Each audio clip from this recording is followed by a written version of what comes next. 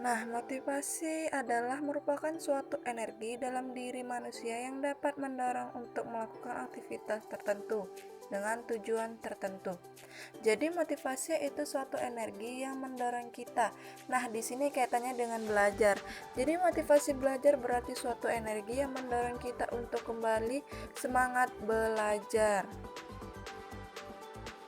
Nah, di sini motivasi terbagi menjadi dua, yaitu yang pertama motivasi internal atau motivasi yang berasal dari diri kita sendiri. Yang kedua ada motivasi eksternal atau motivasi yang berasal dari luar diri kita sendiri. Misalnya nih, kita punya target untuk menjadi juara kelas. Lalu kita setiap hari tekun belajar, tiada hari tanpa belajar. Kemudian kita berhasil menjadi juara kelas, maka itu dinamakan motivasi internal yang berasal dari diri kita sendiri. Sedangkan dari eksternal itu dukungan dari orang tua, semisalnya orang tua menjanjikan hadiah, maka kamu menjadi termotivasi atau tekun dalam belajar. Selanjutnya pasti kita pernah berpikir, kenapa ya kadang-kadang motivasi belajar kita kadang naik, kadang turun, apa ya penyebabnya? Nah, di sini ternyata penyebab kurangnya motivasi belajar itu ada dua juga, berasal dari diri kita yaitu internal dan berasal dari luar diri kita yaitu eksternal. Sekarang kita bahas satu-satu ya.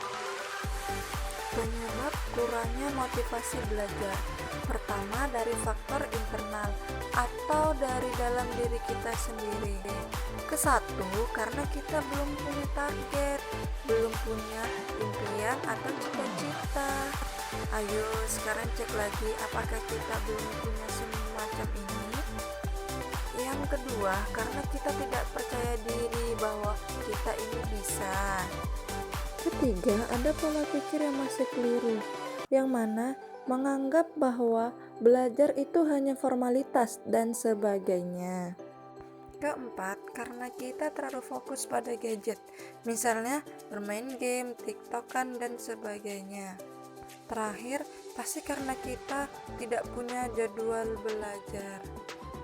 Yang kedua, penyebab kurangnya motivasi belajar dari faktor eksternal. Yang pertama, belum bisa dia mengajar guru dan pelajarannya. Kedua, pertemanan yang kurang baik. Nah, di sini teman yang kurang baik itu teman yang mengajak main game, teman mengajak jalan-jalan, teman yang suka mengajak nongkrong dan sebagainya. Ketiga, karena terlalu mengandalkan teman. Maksudnya di sini karena kita punya teman yang pintar, pasti kita selalu berpikir, gampang kok, ada dia.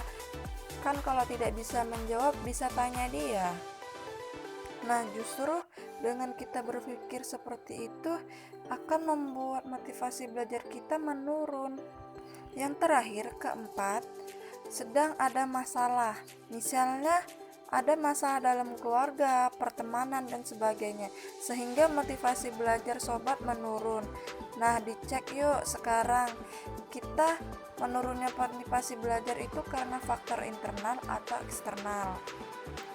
Nah, sekarang kita mencari solusinya agar motivasi belajar kita terus meningkat. Ini akan saya beri tips dari motivasi belajar itu sendiri. Pertama, menuliskan target, impian, cita-cita. Ayo, sudah belum? Ini hal sederhana yang jarang orang lakukan dan coba deh menuliskan target, impian, dan cita-cita ditempelkan di dinding. Setiap hari dilihat, maka akan termotivasi untuk menggapai impian tersebut. Kedua, ayo membuat jadwal belajar. Maksudnya di sini bukan jadwal belajar dari sekolah ya, tetapi jadwal belajar kita sendiri. Misalnya habis subuh mau belajar setengah jam, atau setiap malam jam 8 kita menyempatkan waktu untuk belajar per setengah jam. Dengan begini motivasi belajar kita akan meningkat. Ketiga, kita harus mengetahui terlebih dahulu nih, kita menentukan gaya belajar kita yang seperti apa, visual, auditori, atau kinestetik. Yang pertama itu ada gaya belajar visual, yang mana gaya belajar ini berfokus pada indera penglihatan untuk mengamati dan mempelajari objek seperti gambar, tulisan, atau video. Yang kedua, gaya belajar auditori, yang mana gaya belajar ini menekankan pada suara dibandingkan tulisan. Biasanya siswa lebih suka mendengarkan materi yang disampaikan daripada harus menulis.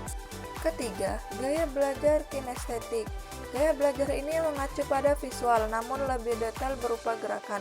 Siswa yang memakai gaya belajar ini biasanya belajar dengan cara melakukan sesuatu atau terlibat langsung dengan sebuah persoalan. Keempat, yaitu membuat hadiah dan hukuman. Maksudnya di sini membuat janji pada diri sendiri. Misalnya berpikir, aku kalau masuk 10 besar, maka aku akan jalan-jalan sambil makan enak, misalnya. Tapi kalau tidak masuk 10 besar, janji tidak akan bermain game selama sebulan. Nah, ini bisa memotivasi semakin semangat untuk belajar. Kelima, membuat kelompok belajar. Nah, di sini kalau kita punya kelompok belajar 2 orang atau 3 orang yang mempunyai semangat belajar, di sini pun bisa membuat motivasi kita semakin terpacu dalam belajar. Motivasi belajar kita akan meningkat karena kita bisa bertukar pikiran, berdiskusi, dan sebagainya. Ayo, sekarang kita membuat kelompok belajar. Keenam, terakhir, istirahatlah dengan cukup dan refreshing menghibur diri. Tentu kan orang belajar terus-menerus itu kan capek, pasti jenuh. Nah, untuk itu beristirahatlah ketika sudah lelah dan hiburlah diri agar motivasi belajar terjaga dengan baik.